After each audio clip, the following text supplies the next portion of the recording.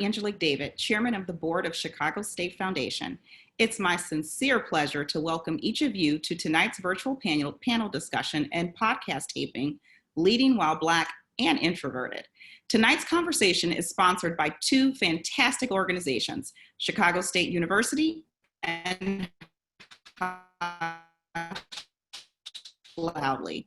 In a conversationmind.com podcast, HushLoudly, the incredible group of introverted Black leaders you're about to meet serve as proof that introverts not only make great leaders, but bring to bear unique attributes that often make them more collaborative, measured, and thoughtful. Before I introduce Jeri, I am grateful for the opportunity to introduce the visionary leader guiding Chicago State University toward its brightest days ever. That's Miss President Scott.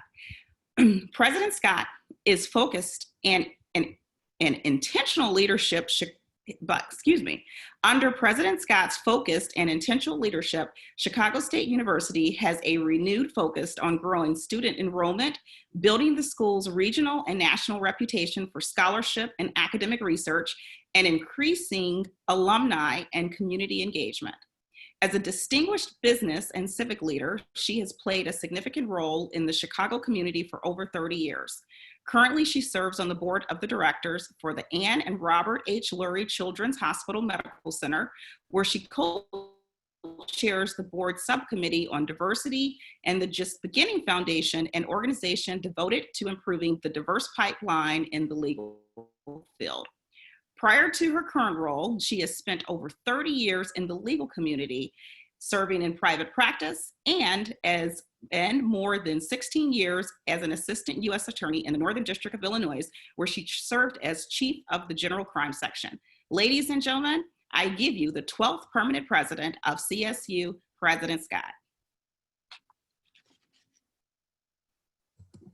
Thank you, Angelique, for that generous introduction and for your service as the board chair of the Chicago State Foundation. Good evening, everyone. I am delighted to welcome you to this evening's program. First, I would like to thank the Chicago State Foundation for convening this critical conversation. In these unprecedented times, we know that strong and diverse leadership is an invaluable asset to our business community. I also want to thank Jeri Bingham for moderating tonight's panel and HushLoudly Podcast for serving as one of our important co-sponsors. I want to thank each of our panelists for lending their voice to this important topic and timely conversation. And I also want to thank you for joining us tonight for this event. Despite the economy, despite bad health outcomes for many, despite the pandemic, Chicago State University remains open, vibrant, and continuing to educate our students and uplifting our community. Equity is at the heart of what we do every day at Chicago State University, and I am proud to be its leader. You may have heard that we recently launched a program called Cougar Commitment. As part of Cougar Commitment, we continue to make significant updates to academic programming that lends itself to a very intentional focus on equity. Within recent weeks, we were proud to launch our RISE Academy, which focuses on setting incoming first-year freshman students up for continued academic success. In the RISE Academy program, and we want you to tell your friends, each of our freshman students who participates in this year-long experience receives a full tuition and fee scholarship for that freshman academic year, a personal laptop and internet access, a tight-knit campus community to support their learning and their success, comprehensive academic advising, and career and leadership training. We are excited that our third RISE Academy cohort will be starting in the next few weeks, and there's still time if there is a freshman out there looking for an incredible first-year academic experience. We know that a great start to your college education can have a dramatic effect on persistence and completion. Again, we welcome each of you tonight. And thank you for joining us and being a partner to the Chicago State Foundation and Chicago State University. I look forward to this evening's conversation. So without further ado, let's get the program started.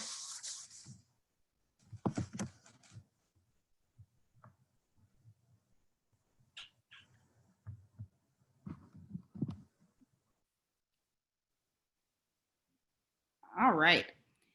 Tonight's moderator, Jeri Bingham, is a marketing communications professional and consultant with more than 20 years experience working in higher education, nonprofit, and advertising. She is also the founder and host of HushLoudly, a podcast dedicated to amplifying the voice of introverts. Jeri has held positions as Vice President of Marketing and Communications for Resurrection University, State Director of Communications and Marketing for the March of Dimes, producer for the lab of Leo Burnett, as well as Associate Director of Marketing for Chicago State University. Jeri earned a Bachelor of Arts in Public Relations and a Master of Science in Integrated Marketing Communications from Roosevelt University. She is currently pursuing a doctorate in education, focusing on higher education leadership from National Louis University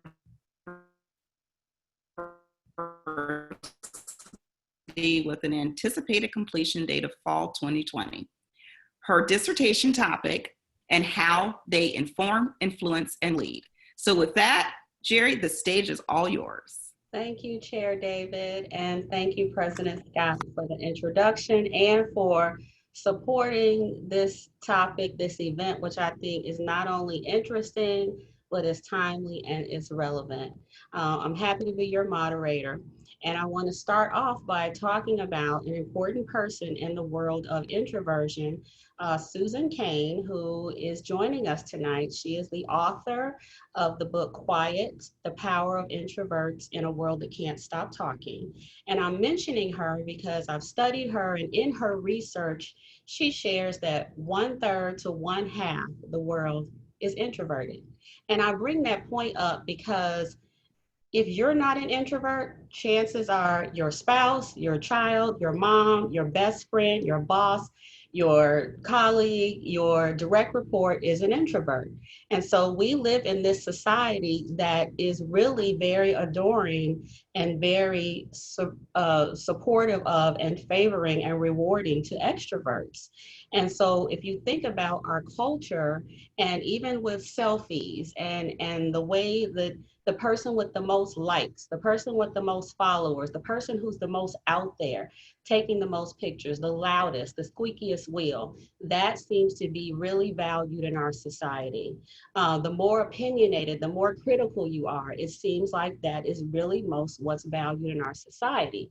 Meanwhile, introverts are, I think, misunderstood. I think that we're ill-defined. I think that that is the reason why we are talking about this, because we are special people that offer special things. And I believe for Black introverts, I think there's another level. I think that there's another layer that we're dealing with where for me personally, after I've started a position, this is especially in the workplace, people will tell me later, I thought you were mean. I thought you were aloof. I thought you weren't a team player. I thought you weren't uninterested. And that could be the furthest from the truth.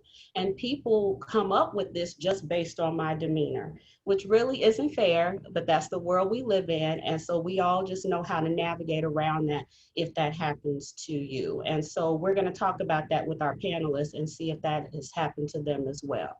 So our goal tonight is to educate, is to uplift introverts. It's not to bash extroverts, because we love extroverts. We are all in each other's lives. We balance each other out.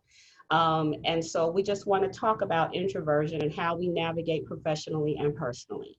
Many of us are familiar with the Myers-Briggs. So I've taken about 3 in my lifetime, usually at a company that's working on just teams and how they communicate. And so Myers-Briggs was important to me because it helped me understand that there were other people just like me.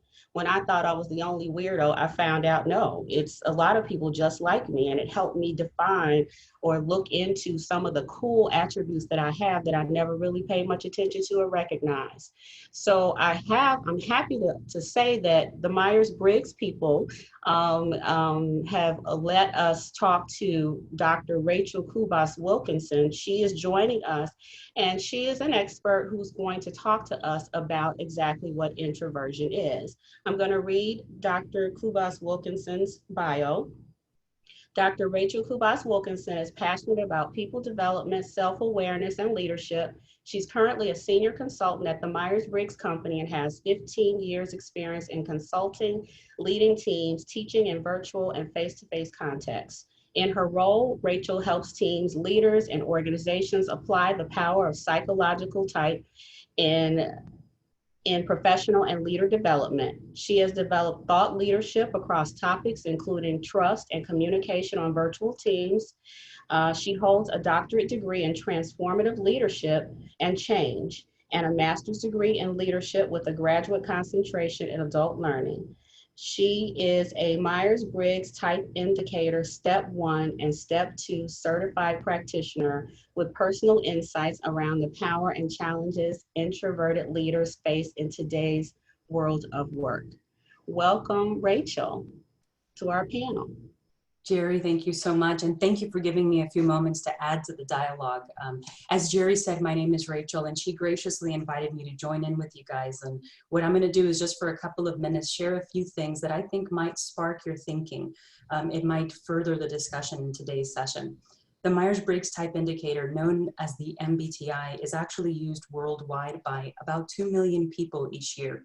It's an incredibly powerful instrument I discovered way back in high school, long before I knew I'd work for the Myers-Briggs Company. And it's all about getting to your natural personality preferences, or what we call psychological type. And one of the 4 major personality dynamics that is measured by the MBTI is all about how we gain our energy. And we work with folks to help them identify their preferred mode for gaining energy, whether that's a preference for extroversion or if that's a preference for introversion. Now, we all do both, just as part of living life and going to work and being part of relationships, but we all have kind of a preferred way of doing, a preferred way of being. And I know today's panel focuses on introversion, so I'll kind of zoom into that one just a little bit. People with a preference for introversion are energized by spending time in the inner world of their thoughts. They tend to process things inwardly versus out loud, and they may seek out reflection and time to be alone as kind of their preferred way of recharging. They may also be a little bit more selective about how often and with whom they interact and engage in activities, and they may be seen as others or by others as more private and contained. Now, in leadership, folks with a preference for introversion are still expected and have the responsibility to connect meaningfully, visibly, expressively, right, with employees, colleagues, customers, and students. So real challenges come in for introverted leaders in terms of how they are viewed by others. A more private, contained, and sort of inward-focused leader style can sometimes come across as being harder to get to know, being too inhibited, or maybe even being too low-key. Or worse, it may be looked at as being someone who's shy and withdrawn, disengaged, or aloof, some of the very things that Jeri mentioned with us just a minute ago. And many of the introverted leaders that I've worked with say that their greatest challenge is in how they are perceived by others. And they often feel this weight to have to boost their own visibility and even manage the risk that comes with possibly being misunderstood, overlooked, or even excluded from projects, from teams, promotions, from their own career advancement. So a question I could ask right now is, can leaders be introverted? And I think today's panel is such visible proof that this is not the real question, right? Introverted leaders really do face a challenge to show up visibly and effectively across the many roles that they hold, including those that are professional, and to consider the ways that they can adapt creatively to be able to flex in a way that meets the needs of others and meets their own needs while honoring their skin as an introvert. For more information on the MBTI, I invite you to go to themyersbriggs.com. But for now, I can't wait to hear from this panel. Thank you so much, Rachel.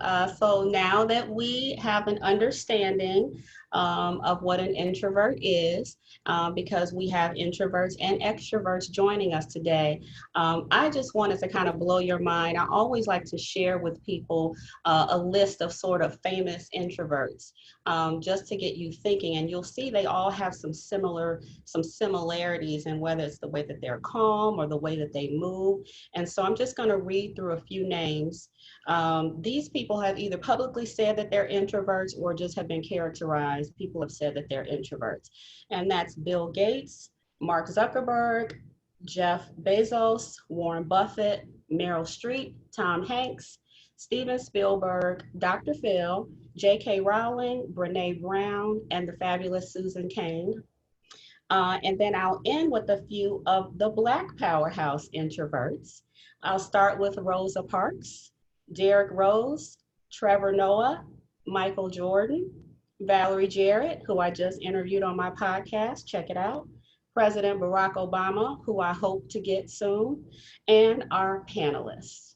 So let me start with bios. I'm going to read a little bit about the backgrounds of our panelists, and then we're going to jump right into it. The first is Howard Griffith. He is regarded as one of the NFL's best blocking backs.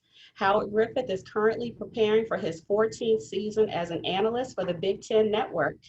He's an Emmy Award-winning sports journalist for more than a decade. He was a star fullback for the Denver Broncos, helping to lead his team to 2 Super Bowl championships. As an unrestricted free agent, Griffith signed with Denver for the 1997 season and soon after made a name for himself as the man who assisted then future NFL Hall of Famer Terrell Davis to achieve over 2,000 rushing yards in a regular season. Griffith's athletic ability, as well as his leadership skills on and off the field, captured the attention of the national sports media and the respect of his peers. Howard attended the University of Illinois, Champaign-Urbana, where he became the football team's captain and broke several football records. To date, he continues to hold the school's single game scoring record of 8 touchdowns, which is also an NCAA record. Howard earned his Bachelor of Arts degree in communications. Next on our panel is Christina Steed, one of the nation's top multicultural public relations leaders. Christina Steed is Executive Vice President of Client Relations with Flower Communications Group based here in Chicago. She has led accountability for new business development, client relations, and external marketing for the agency. Additionally, she provides strategic counsel for several of the agency's key accounts, including Dow Chemical, Nike Chicago, City of Chicago, and Federal Home Loan Bank of Chicago. In addition to her role at Flowers, Christina is the host of the popular podcast, First Over 40, check that out. With a lifelong commitment to quality storytelling, she began her career in broadcast journalism after receiving her BS in journalism from the University of Illinois at Urbana-Champaign and her master's in strategic communications from the University of Missouri, Columbia's School of Journalism. Christina is a member of the Publicity Club of Chicago, the Black Public Relations Society Chicago chapter, me too, ColorCom, and the National Association of Black Journalists. She currently serves on the board of the Southside Community Arts Center and on the executive committee for the American Diabetes Association Step Out Walk. Most recently, she joined the board of directors of Chicago State Foundation. She has been recognized as one of PR Week's 40 Under 40 Rising Stars, Ariel Investments, and WVON's 40 Game Changers in Chicago, and has received numerous awards for her marketing communications campaigns. A native of Chicago's South Suburbs, she is married and currently resides in both Chicago and Atlanta. Next, we have the fabulous Darrious Hilmon. Darrious has more than 25 years of demonstrable experience in strategic fund development, marketing and communications, and events management. As executive director of the Chicago State Foundation, he has led accountability for advancing the interests and welfare of Chicago State University through partnership development, stewardship of university assets, and identification and solicitation of financial support from individuals, corporations, and foundations. Previously, Hilmon served as Executive Vice President and Chief Operating Officer for the Chicago Urban League, overseeing fund development, outcomes-driven programs, and design and implementation of cross-functional initiatives, including the Urban League's Race and Equity Initiative and Centennial Campaign. Darrious hired and led the fund development team responsible for delivering the most successful annual fundraising campaigns in the civil rights organization's 100-year history.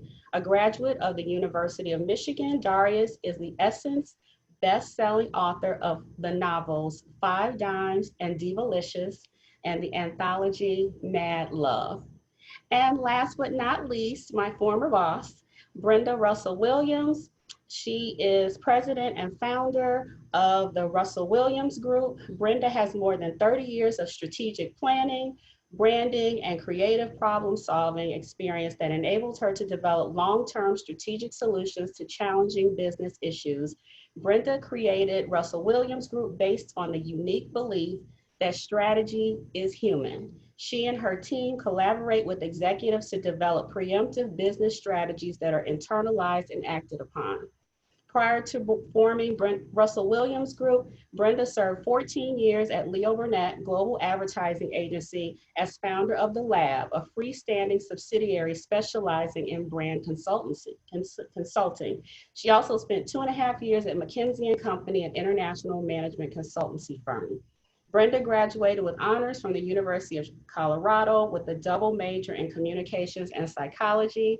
Additionally, she has conducted graduate studies at Northwestern University as well as executive studies at the University of Chicago and Harvard University. She is a sought-after speaker in the areas of effective brand strategy and corporate alignment. Wow, these introverts are something else, aren't they? I just have to say that. So let's jump right into it.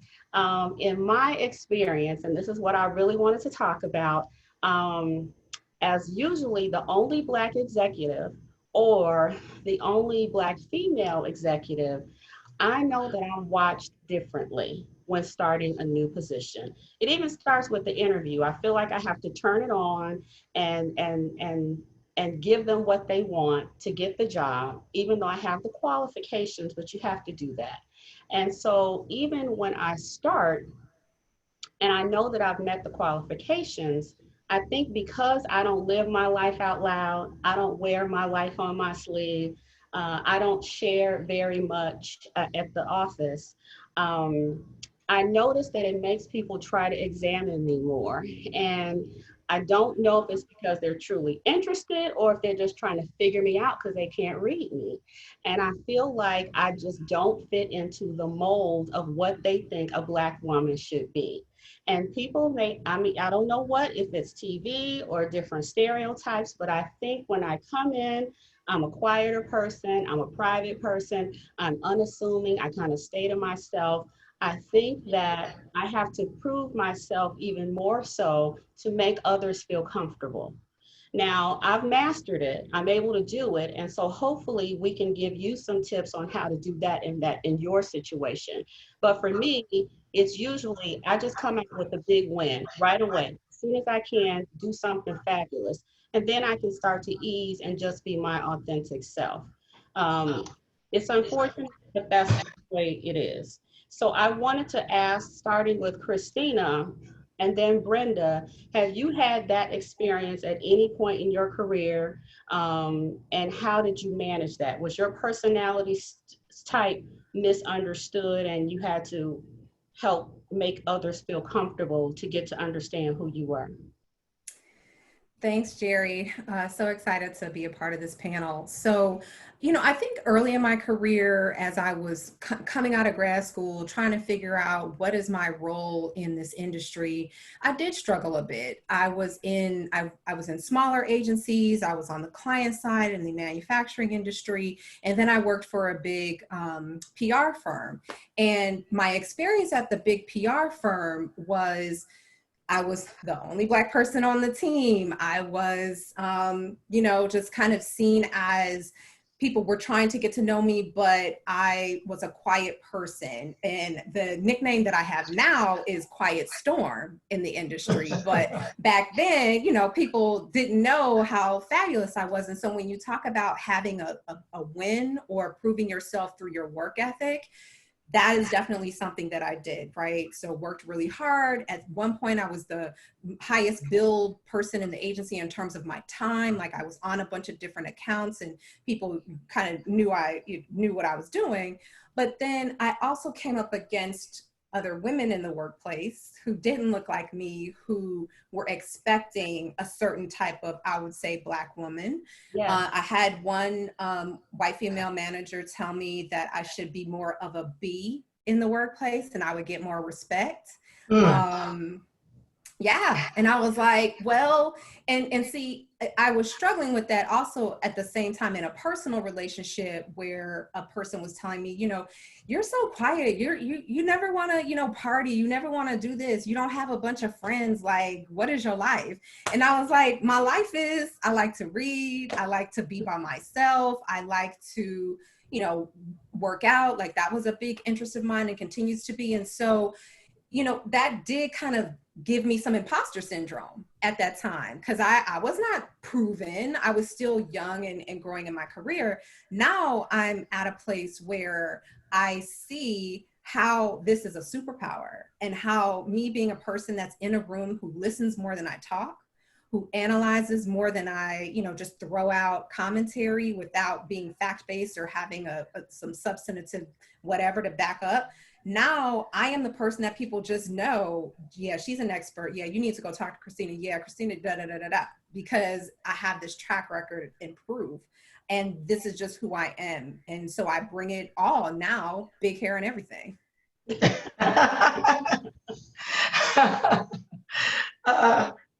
I can respect all that and relate to a lot of what Christina was saying. For me, I think I actually got to a point where I started to develop some strategies to help me win in the corporate space. Because one thing I realized pretty early is that what the metrics that are used to measure everyone else didn't necessarily apply to me. Not just because I didn't value the same things socially as other people, but because I was Black. It made a big difference. So the work ethic piece, I really can relate to both of you on. Starting at McKinsey & Company, understanding that first of all, I was not coming from an Ivy League school, and people were having all of these expectations of what it was to be a McKinsey consultant and what I was supposed to do. I don't know about the rest of you, but I don't like chit chat. I'm not one of these people who are into all of this sort of networking things, joining the group after work for beers and all of that. That just was not my thing. But now, if it was about making impact, that was different. So what I would do is sort of sit back and sort of watch the organization and see where there might be a need to add value that did not currently exist.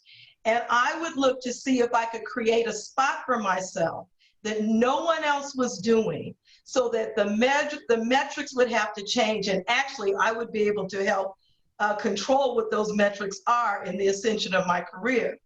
So I created something for McKinsey that didn't exist before Brenda, and Brenda got to run it, and I got to go off and do my own thing, and that let me be very happy and comfortable in my space as an introvert.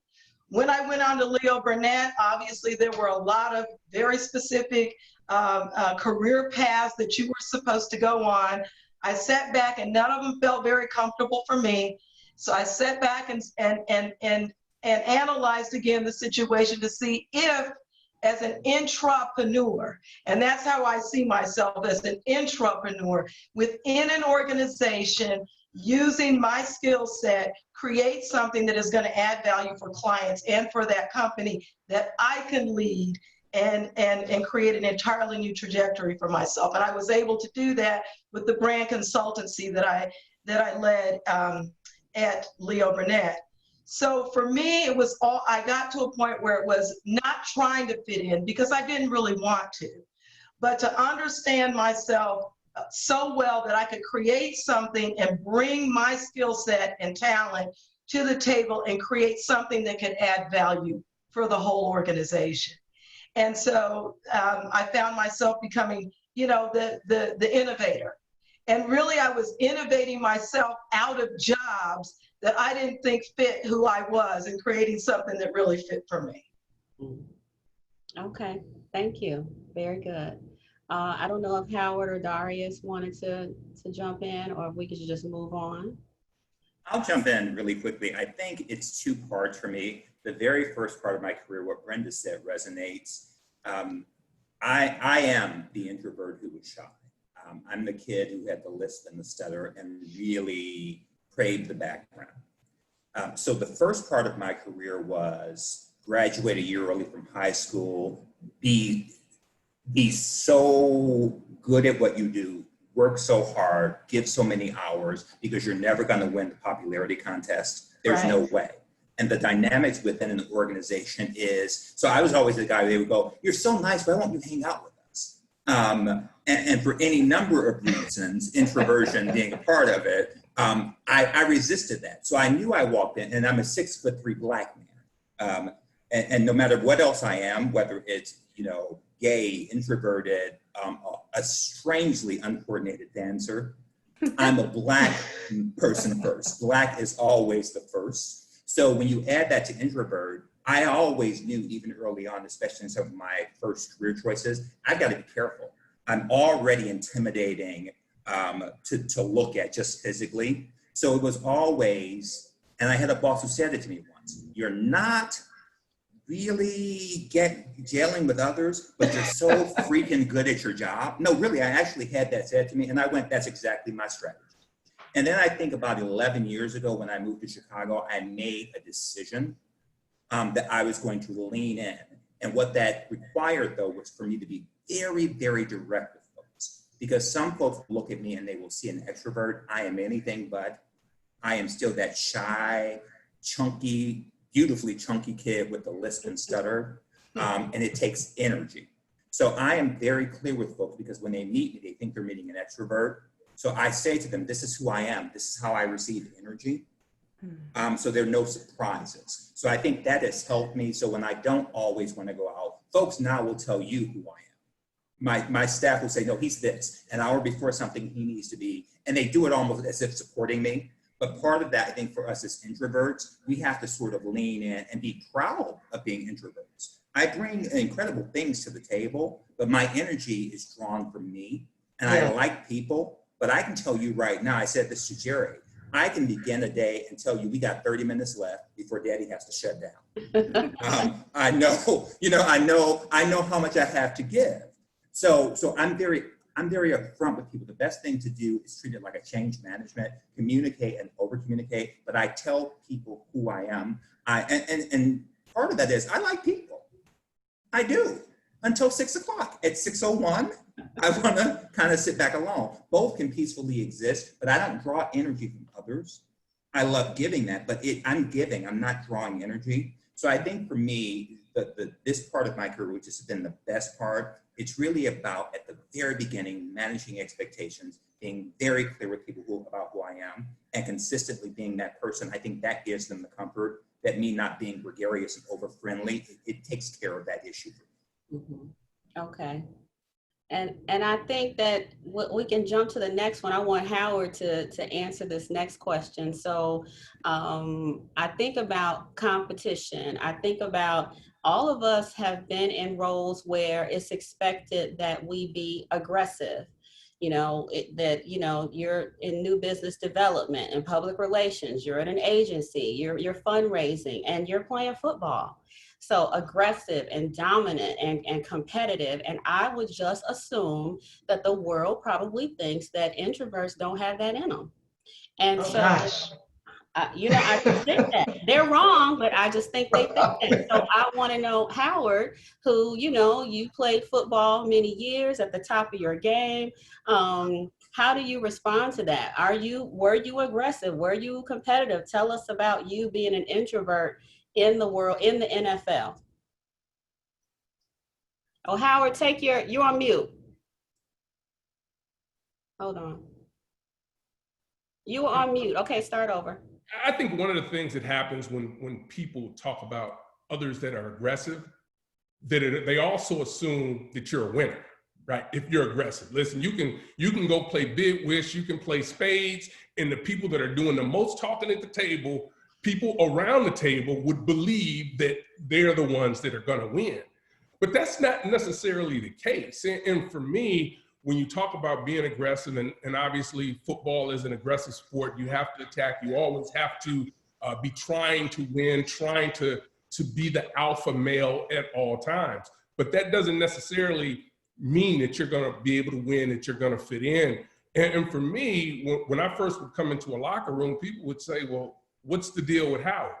He seems to be moody. He's talking one day, he's not talking the next day. He's got to be I had a coach that tell me, you're the moodiest running back in the National Football League.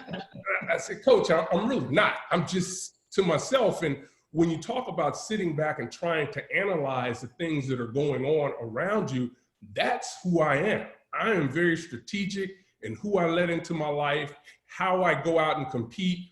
And I'm just as competitive as the next person, but I'm not going to be talking a lot of junk to try to prove to people and to try to win the psychological battle, which a lot of the talking trash is really all about in sports. That was never me. And an example for me was I tried to be that. That was not me. I got myself into trouble in a game because I became unfocused because I got away from ultimately who I am and who I was at the time. And you have to stay focused. And I think, Darrious, what you said a few minutes ago about setting the expectations early is what you have to do. Had I been able to set the expectations early, when I walked into a locker room, I wouldn't have taken so long for people to get an understanding of exactly who I am. Because to me, ultimately, being a leader is going out and maximizing your skill set, working hard, first in, last to leave. That was leadership for me as an introvert. It was about showing people what I'm about, not necessarily talking about it. And I think that's one of the challenges, but you have to be a great listener. And you mentioned that as well, Jeri. It's about being able to listen and understand. And to me, when you talk about being able to empower others, I learned early in the game of football that in a locker room setting, that there are some important people in the room that don't believe that they're really as important as they are. But if you can reach out and you can communicate with them, they'll do whatever they need to do. And as an example, I would talk about going out and talking to the security guard. I would talk to the person that was the janitor in the locker room who was responsible, because what leaders would say, what we would say to our other teammates is, that's not their job to pick up after you. That's not the job of this particular person to pick up after you. You need to be able to police and monitor yourself and keep your area clean. That was one of the ways I would lead, by empowering other people that it would seem that they're not the most important person in the room, but they really are, because you're only as strong as your weakest link. If you can find a person that's going to do their job 100%, no matter what that job is, those are the type of people that I want to have on my team. Yes. Mm-hmm. Yeah, I worked in an environment with a lot of people, Howard, and the first thing I did was set the expectation for the team that I don't do meetings. And the team is like, now how are we going to have a big, Jeri worked in this organization, so she knows, how are we going to have an agency and we don't have meetings? Because I felt like a lot of it was useless chit chat. But what I would do is go to them individually. And everyone has that special it. They have that special genius, and talk with them one-on-one and cultivate people and inspire them on a one-on-one level. Now, of course, there are times you have to have meetings with the whole team, but from a leadership perspective, I think is really understanding that, at least for an introverted leader, that conversation one-on-one and making people understand how much they matter, it takes you a long way. Mm-hmm. Yes, thank you.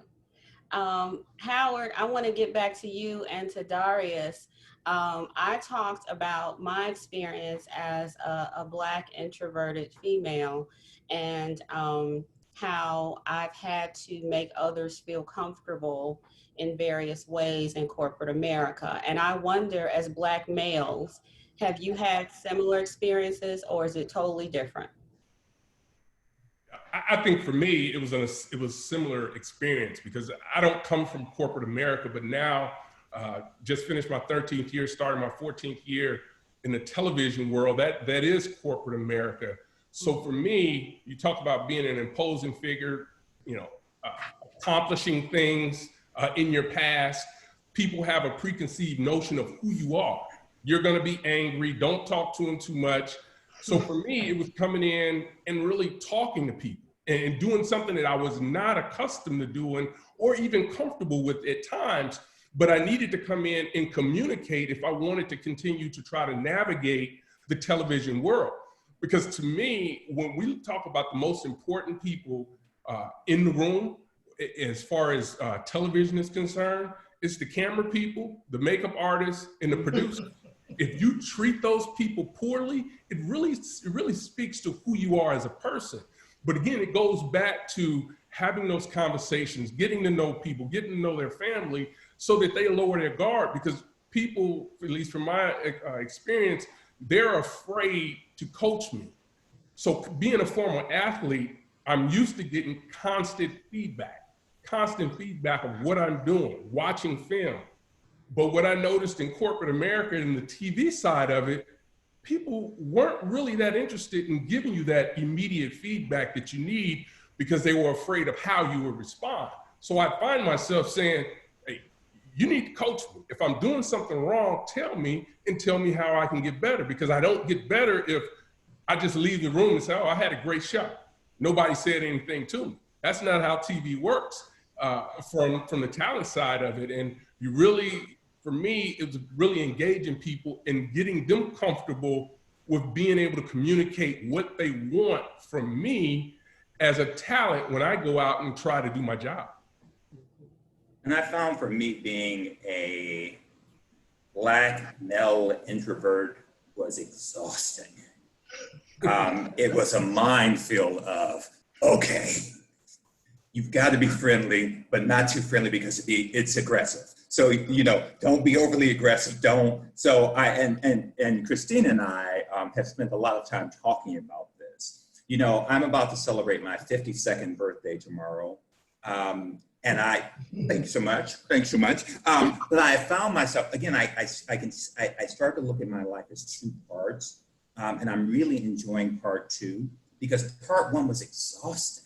It was just, and some of them were self-inflicted, but some of them just because of the environment. It really is. I think if you talk to introverts of the majority, soon to be non-majority race, that may be similar in different experiences, but you add that intersection of being Black and then on top of that, Black male, it is, and like Howard, being not nearly like Howard, but I'm fairly imposing. I can be Howard.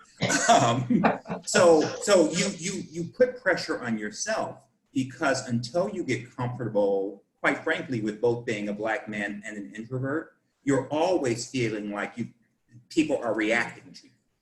And you can see it in their faces. They go, I don't know what to do with all of this.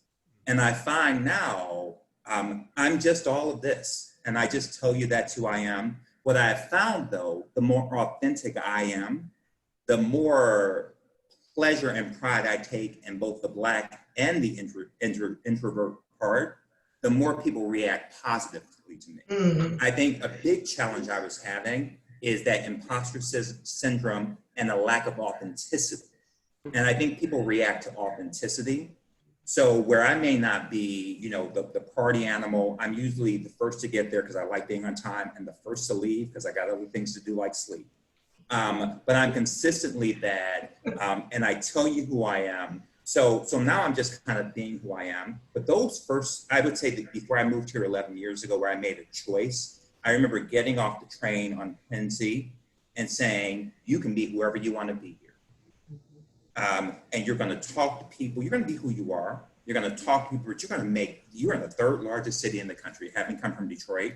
So I think from that point on, I am who I am. I still need my time. I still need to get my own energy. I am never going to be the party animal, but I am proud of being an introvert. It's not something I go, well, I'm introverted. I go, I'm introverted. And there are great things about being an introvert. Oh, and I'm a Black man. There are incredible, important things about being a Black man. And I'm a gay man. There are incredible, important things. This is who I am. All of this, if I can't make it peacefully coexist, I can't expect others to. Mm-hmm. Thank you, Darrious. We are moving. We have to ask a couple more questions. I mean, y'all introverts are talking way too much. You know, we're supposed to be quiet.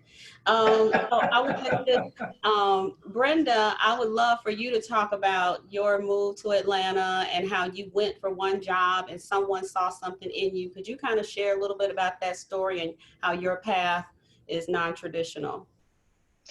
Well, when I grew up in Colorado, by the way, Howard, so Orange Crush all the way back then, and decided that I wanted to move to Atlanta. Packed up my bicycle, the top of my car, and I said, you know what? I'm just going to figure out a way to make it. I had no job and I had no friends, but I had what was inside me, which was I was going to live my best life.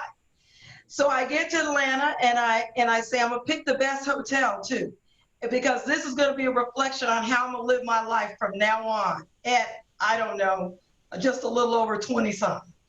And so the first day I said, you know what, I'll do whatever I need to do as far as work is concerned, just to get me started in this new town. I went to a place called Atlanta Secretaries because I said, you know, that's what my mother said, learn how to type. You can always get a job as long as you can type back in the day. So I went there, took the test, and passed it barely barely passed the test. And the woman there said to me, she said, you're not trying to be an assistant, are you really? And I said, no. I mean, I was all dressed in my, you know, decked out in my business attire and all of that, my little portfolio. And she says, there's something about you. There's something different about you, and I want to introduce you to somebody else. So I said, okay, fine. You know, I'm just trying to get a job. This woman walks me over in the same building to McKinsey & Company, which I had no idea what McKinsey & Company was at the time. Straight to the human resources office and says, you need to meet her. You've been looking for new analysts. I know you guys are recruiting at Harvard and Stanford. This young woman just walked in town, but I think she has what you need. And I sat down there, and a week later, as the story goes, I had a job at one of the top international management consulting firms in the country, which took the trajectory of my career straight up. I, at the time, had no idea what this was. But also, as I said, I ended up in an environment that really did not fit well with who I was. But I was able to make it work out. The whole thing, I think I've been saying, and it's a pattern of my life, is that sometimes the path that is established for you, if you really truly know who you are and what you are good at, you may have to establish and go down a different path. So I have learned a long time ago that it's not so much about being popular. For me, it's about making an impact. It's not about pleasing others. It's about being true to myself. And so when as with McKinsey, although I did the job they asked me to do, I was always looking for that other road, that other path that I could take, that I could actually say was more in line with my journey. So yeah, that was that experience says to me, Jeri, and I remember actually when I interviewed Jeri comes into my office, she expects a typical question. My question to her was, who are you? Yeah. Who are you? That's all I want to know. I don't want to know your skills. I don't want to, because I assume the HR people are going to figure that out. What's this woman about? What makes her tick? And after that conversation she had with me, I could see that it in her, the same it that woman saw in me. And there's a discernment that allows, because we do listen well. We tend to be very intuitive and discerning, and we can choose talent that no one else seems to see. And I said, you're hired. She didn't even know why. I walked out the room. I don't even think I just walked out the room. She's hired. Yes. And it's just a different approach. And that has followed me throughout my career, really looking at people deeply. I'm not a superficial thinker. or conversationalist. I go deep and really try to understand where people are coming from. And there are so many brilliant people out here who are overlooked in many of our organizations because they just approach things from a different perspective. So I'm looking for those diamonds. Thank you. Always. Thank you, Brenda. Christina, can you just tell us how your introversion has worked for you? Yeah, so just kind of backing on what Brenda said, I think my introversion has helped me to stretch myself in ways that I probably wouldn't have thought 10 years ago I would be doing, right? So I work in public relations. I started working in broadcast journalism. So I thought I wanted to be in front of the camera. I did radio, I did television, and then quickly figured out that I didn't want to be in front of the camera. I liked behind the camera. I liked messaging. I felt there was more even power in that part. So now I'm on the dark side of doing public relations. And at my firm that I've been at, I've managed consumer-facing brands. I've managed business to business. I've managed multicultural, diversity, equity, and inclusion. But then I said, let me try something different. Let me try new business development, okay? So new business development, my perception of it was you got to be that salesperson. You got to be in everybody's face. You got to be taking them out to dinners and lunches and drinks. And you're a very talkative person. But I said, let me try this my way. Let me try this in a comfortable way where I can get new business. I leveraged a lot of my networks. I leveraged a lot of friends. I'm the queen of LinkedIn and reaching out to people that way.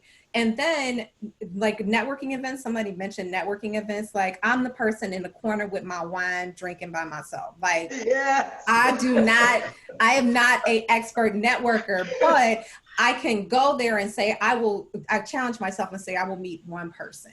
I will have a substantive conversation with one person.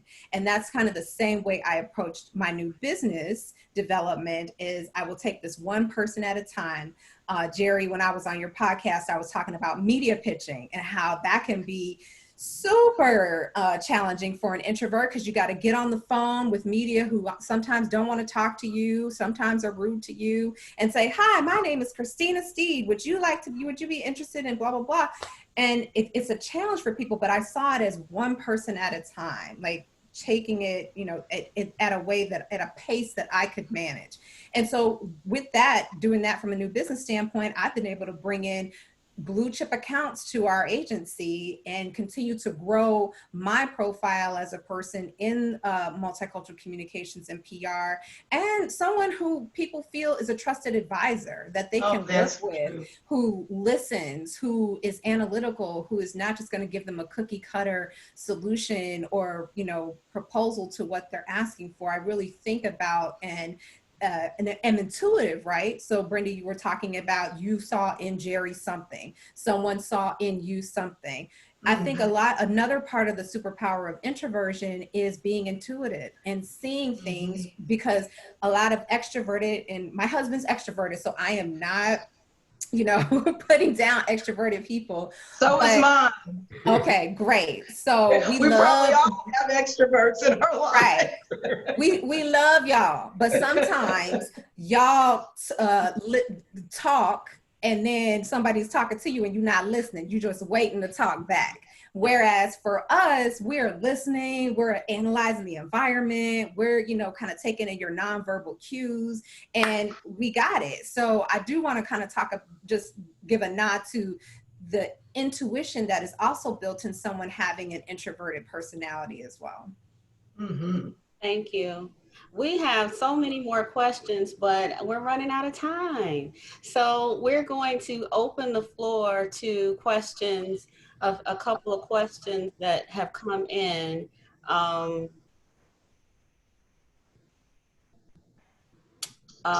So the fabulous Susan Kane has written and is saying she's struck to hear me say that I'm not personally forthcoming in work situations, and that I appear to be extremely warm, and she'd love to hear me discuss what the situations are in which I feel more inclined to share in this way, and what advice would I give to others. I think it's sort of a case by case thing. So what happens with me is people will, try to come and get to know me, and then I'm in an office and my lights are always off. The overstimulation from all the lights, all of that, it does not work for me. I like a calm, very quiet environment, and that's where I create the most and have the most success. So my lights in my office are off. And people will come in, and even on a rainy day, the shades will be up, but the lights are off. And people will be like, why are your lights off? And they'll joke, are you a vampire? What's up with that? And so it depends on how they come to me. And I'll say, I just like the lights off. For some people, I just won't give them anything. It just depends on the way they present that. And then for others, I'll say, I just prefer a calm environment. And then later on, people will come in my office and say, it's so calm and nice in here. I just love coming in here with your lamp and this and that. So those are some of the little things that people notice, those physical things. Even like, I don't have any pictures in my office. I don't have my family. I don't share what I do on the weekends. And it does make people uncomfortable. And they think that I don't like them. And it's not that. First of all, I'm not at work to like you, but the point is people do take that personally. And so I have to find ways to have one-on-one conversations. I find ways, if I'm not very vocal in a meeting, I will make sure that my voice is heard in an email later, or talking to my boss later, or if I have an agenda beforehand, I can prepare and process and then be ready to offer something that's stimulating and challenging and answers the questions that are in need. So I think that for introverts, we need things like that. All of those are helpful in allowing us to make our presence be heard, be seen, but in our own authentic, special way. Now, Jeri, to that point, what we talked about people perceiving you a certain way as a Black woman. So in the community, some of the descriptors might be, she's bougie, she's stuck up. Right. She thinks she's all that. She thinks, right. And that also is a conversation right within our community in terms of how we present as Black women who might be more quiet, more reserved, and it goes against type when you talk about media presentation. So I just wanted to bring that part up as well. Thank you. I've heard that a lot too. I have. We have another question on networking. I'm the person in the corner too. How can you approach or break the ice when everyone is in their little pods, assuming we're able to meet up someday? So Christina, do you have any? I know. So, yeah. Go ahead. Oh, go ahead. No, you go. So I was just going to say, again, I use those opportunities, and whether it's in a work environment where it's a group of work colleagues who are going out together to a networking event, I kind of approach it like I'm going to talk to one person, at least just one person, and maybe I don't always make it, or somebody comes to talk to me and I listen and engage with them in a conversation to get to know them. They maybe become a LinkedIn connection. I actually have a great girlfriend of mine. We've known each other for 10 years, who came up to me at a networking event and was like, is anybody sitting at this table? Okay, I'm gonna sit down, and we're talking, and we've been friends ever since. So, and she's very extroverted. So she's on the total other side of who I am, but we were able to connect and continue to remain friends. Okay. We have a question. What did you wish you knew as a 23-year-old Black introvert? Anybody have any advice for the 23-year-old? That there's nothing wrong with being a 23-year-old Black introvert. Stand in your truth. And you don't have to learn to be a performing extrovert, which, I mean, I did that. And trust your gut. Listen and trust your gut. Trust what it's telling you, that inner voice, and trust you. You're absolutely fine. Sometimes the world has to catch up to you, and that's okay. You'll be gracious when you say to them, I've been waiting for you. But trust you and trust your journey. But then my one more piece here, protect your energy. Get to know who you are and honor who you are, because that will both allow and force others to honor that as well. Yeah, I think that's an excellent point when you talk about protecting your energy and who you are. I tell young people all the time that you can't share your dreams, your passion with everyone, because everyone doesn't want you to be successful. That's why you have to be sure that you surround yourself with the right kind of people that are going to be able to help you take that next step to get to the next level. And also being authentic. You got to be authentic. And I know I have not been, because one of the things I would say, people would say, hey, Howard, how you doing? It's just another day in paradise. And that would stop them. I didn't have to say a word after that. They were like, you having a great day. So we'll just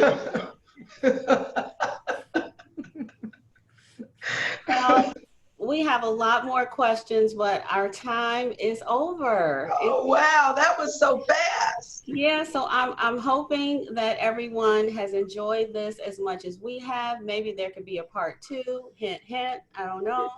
I hope that everyone got the message here that there's a place for you introverts, you Black introverts, all of you introverts.